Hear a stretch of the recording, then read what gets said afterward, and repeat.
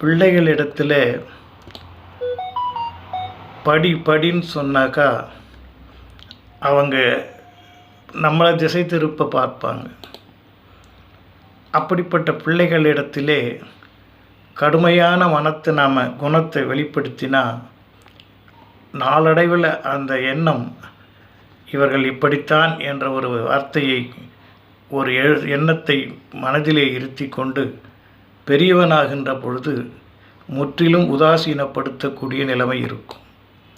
ஆகவே பிள்ளைகளிடத்திலே நிர்பந்தப்படுத்துவதை நாம் தவிர்த்து அவர்களுடைய மனப்போக்குக்கு ஈடாக நாம் ஏதாவது செய்து அவர்களை திசை மாற்றி நம் வழிக்கு கொண்டு வர வேண்டும்.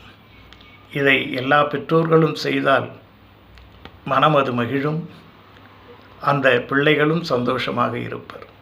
செய்வோமா? எல்லாம் இன்பமயம்.